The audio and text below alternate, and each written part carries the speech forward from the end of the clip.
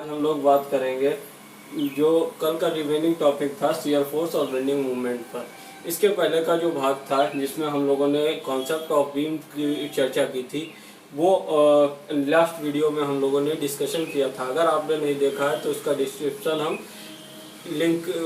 Description में link दे देंगे, उस वहाँ जाकर आप देख सकते हैं।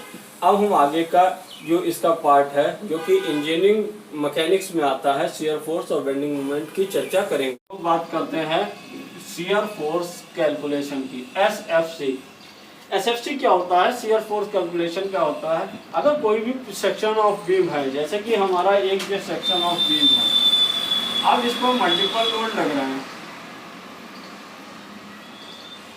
इस सेक्शन ऑफ बीम पर मल्टीपल लोड लग रहे हैं, तो क्या है, इन मल्टीपल लोड का जो टोटल सम होगा, the total algebraic sum of all the forces at any section of beam is called shear force।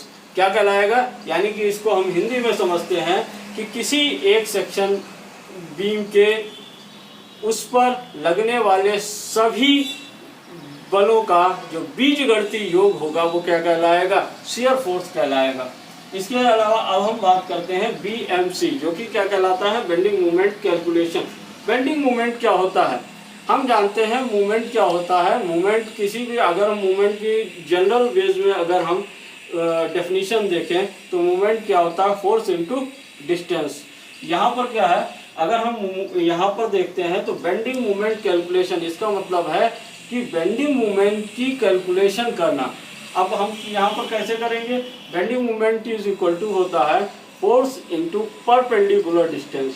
यानी कि अगर हमारा कोई भी फोर्स लग रहा है, अगर और ये जैसे किसी भी सेक्शन ऑफ बीम पर जो कोई वर्टिकल लोड लग रहा है, इस वर्टिकल लोड पर अगर हम उसमें उसकी अपोजिट डायरेक्शन यानी कि है उसकी जो डायमेंशन है उसका अगर मल्टीप्लाई कर देते हैं तो ये क्या निकल आएगा, बीएमसी निकल आएगा। यानी कि सिंपल वर्ड्स में हम कह सकते हैं कि the bending moment is equal to force into perpendicular distance. हम लोग शियर फोर्स की कैलकुलेशन कैसे की जाती है और बेंडिंग मोमेंट की कैलकुलेशन कैसे की जाती है इसके बारे में समझेंगे। देखिए, शियर फोर्स की कैलकुलेशन तीन तरीके से हो सकती है, क्योंकि जब हम तीन तरीके के लोड पढ़ते हैं तो जो कैलकुलेशन भी होगी वो तीन तरीके से होगी। देखिए, पहला जो होता है, पहला हमारा लोड है जो हमने कि कल पिछले वीडियो में पढ़ा हुआ था कि पहला जो हमारा लोड होता है वो पॉइंट लोड होता है। यानी कि हमने देखा कि कोई भी ऐसा पर्टिकुलर सेक्शन ऑफ बीम है जिस पर मल्टीपल यहाँ पर कई एक फोर्सेस लग रहे हैं, जो कि सभी फोर्सेस पॉइंट लोड है। अगर हमें इस पर शियर फोर्स कैलकुलेट करना है तो हम क्या करेंगे, इन सभी फोर्सेस का जो नंबर है, जैसे कि यहाँ पर ये 20 किलो न्यूटन दिया हुआ है, यहाँ पर ये 10 किलो न्यूटन दिया है, ये 10 किलो न्यूटन दिया हुआ है। अब हम क्या करेंगे, इनका जो टोटल नंबर है उसका जो अलजेब्रिक सम हम कर देंगे। जो इसका टोटल अलजेब्रिक सम आएगा वही इसके लिए क्या होगा, इस पर्टिकुलर सेक्शन ऑफ बीम के लिए शियर फोर्स होगा। होता है वो है यूडियल लोड। अब देखिए, हम यूडियल लोड में दो चीज़ें आती हैं। पहला तो यूडियल लोड में ये आता है कि हम उस यूडियल का लोड कैसे कैलकुलेट करेंगे, और दूसरी चीज़ ये आती है कि जो लोड कैलकुलेट किया है वो उस सेक्शन ऑफ बीम में हम कहाँ पर अप्लाई करेंगे। तो सबसे पहले हम देखते हैं, हमने कल जो लास्ट वीडियो में पढ़ा हुआ था कि यूडियल लोड कुछ इस प्रकार का लोड होता है जहाँ पर कि पूरी थ्रू आउट द बीम जो लोड होता है वो सेम होता है। अब यहाँ पर हमने मान लिया कि कोई यहाँ पर ये 4 मीटर की लंबी एक यूडियल लोड बीम है और इस पर जो है 10 किलो न्यूटन पर मीटर का जो लोड यहाँ पर कोई अप्लाई हो रहा है। इस एग्जांपल से हम समझेंगे कि इसका लोड कैसे कैलकुलेट करते हैं। जैसे कि हमें समझ में आ रहा है यहाँ पर कि यहाँ पर जो यूनिट दी है, इस यूनिट का मतलब क्या है कि 10 किलो न्यूटन पर मीटर, यानी कि 1 मीटर पर लगने वाला जो फोर्स है वो कितना है, 10 किलो न्यूटन है। इस हिसाब से जो बीम की लेंथ जो है वो कितनी है, 4 मीटर है। यानी कि जो टोटल इस पर जो फोर्स लगेगा वो कितना हो जाएगा, 10 × 4 दैट इज 40 किलो न्यूटन। अब देखिए हमने दूसरी बात जो यहाँ पर हमने डिस्कस करी है कि यहाँ पर ये जो लोड हमने 40 किलो न्यूटन का निकाला है वो इस सेक्शन ऑफ बीम में कहाँ पर अप्लाई होगा।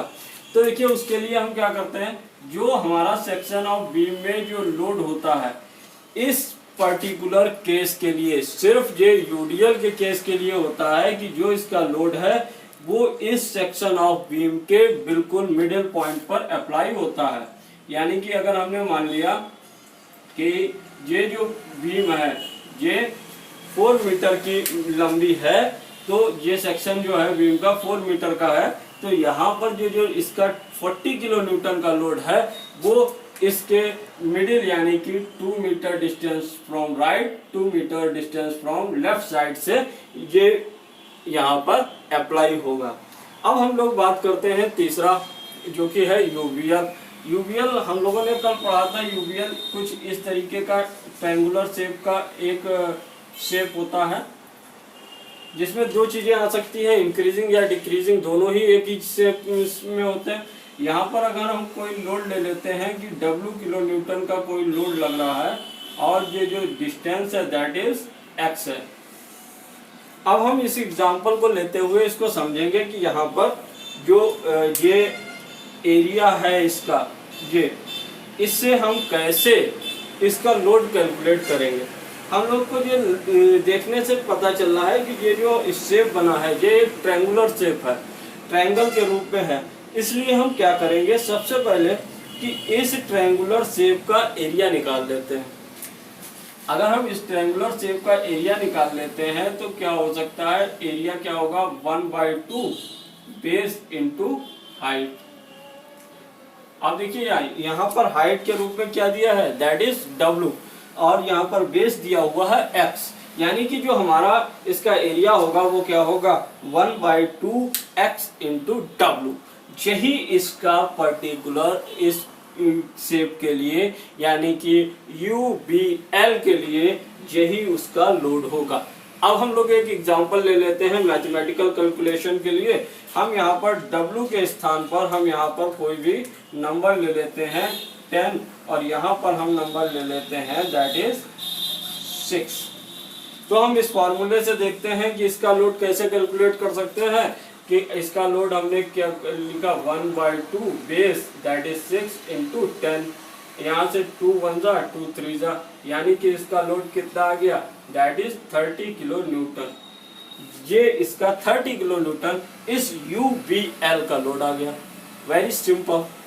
अब हमने जो मेन एक और चीज आती है कि इस UBL के जो 30 किलो न्यूटन लोड को हम उस सेक्शन में जो बीम का सेक्शन है उसमें कहां पर अप्लाई करेंगे, इस बारे में हम बात करते हैं। देखिएगा अगर हम यहाँ पर जैसे इस सेक्शन को लेते हैं, इस तरीके से सेक्शन है। अब यहाँ पर देखने वाली बात ये होगी कि हमें इसमें इसके शेप को समझना पड़ेगा। देखिए इसका शेप में दो पार्ट आते हैं। एक पार्ट ऐसा है यहाँ से हमको 90 एंगल मिल रहा है और दूसरा पार्ट एक ऐसा पार्ट है यहाँ पर जा करके ये अपनी बेस लाइन को मिल रहा है। अब देखिए जो यहाँ पर जब हम इसकी बात करते हैं तो जिस साइड से 90 एंगल मिल रहा होता है, जिस साइड से 90 एंगल मिल रहा होता है उस साइड से उसकी लेंथ के थर्ड पार्ट पर हम इस लोड को अप्लाई करते हैं और अदर साइड से 2 इंटू थर्ड पार्ट पर अप्लाई करते हैं। इसको हम इससे समझते हैं इस एग्जांपल से। जैसे कि यहाँ पर हम देखते हैं कि यहाँ पर जो लेंथ है इसकी वो 6 मीटर है। अब देखिएगा यहाँ पर इस पॉइंट से हमें 90 एंगल मिल रहा है यानी कि और डिस्टेंस इसकी 6 है, तो 6 का थर्ड पार्ट क्या हुआ that is 6/3, 6/3 that is 2 metre. यानी कि हमने इस साइड से इसमें 2 मीटर और अदर साइड से 4 मीटर पे अप्लाई करना। यानी कि देखिए यहाँ पर हमने जो लोड अप्लाई किया ये 30 किलो न्यूटन का लोड है और इसकी जो डिस्टेंस है यहाँ से 2 मीटर है और इस साइड से 4 मीटर है। अब देखिए कुछ लोग को कंफ्यूजन होगा कि हम ऐसे अगर ये शेप उल्टा हो जाएगा तो क्या करेंगे।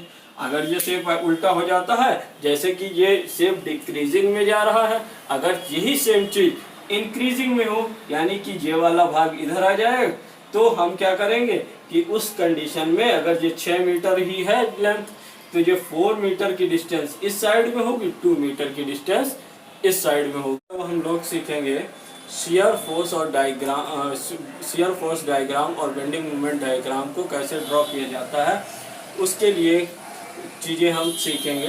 देखिए, शियर फोर्स डायग्राम और बेंडिंग मोमेंट डायग्राम ड्रॉ करना भी 3 बेसिस पे डिपेंड करता है। पहला होता है पॉइंट लोड, दूसरा यूडीएल और तीसरा यूबीएल पर डिपेंड करता है। अगर कहीं ऐसा है, कहीं हमारे डायग्राम में ऐसा है कि जहाँ पर पर्टिकुलर सेक्शन ऑफ बीम में अगर कहीं पर पॉइंट लोड लग रहा है, तो वहाँ पर जो हमारा डायग्राम बनेगा वो कांस्टेंट बनेगा। अगर उसी के लिए हम बेंडिंग मोमेंट डायग्राम देखें, तो हमारा जो बेंडिंग मोमेंट डायग्राम होगा दैट इज लीनियर होगा। अगर वहीं पर कहीं पर सेक्शन ऑफ बीम में यूडीएल लोड लग रहा है, तो वहाँ पर जो हमारा शियर फोर्स डायग्राम होगा वो लीनियर होगा, और जो बेंडिंग मोमेंट डायग्राम होगा वो पैराबोलिक होगा। अगर कहीं पर हमारे किसी सेक्शन ऑफ बीम में यूबीएल लोड लग रहा है, यानी कि यूनिफॉर्मली वेरिंग लोड लग रहा है, उस सेक्शन ऑफ बीम के लिए जो एसएफडी डायग्राम होगा वो पैराबोलिक बनेगा, और जो बीएमडी डायग्राम होगा यानी कि बेंडिंग मोमेंट डायग्राम होगा वो क्यूबिक बनेगा।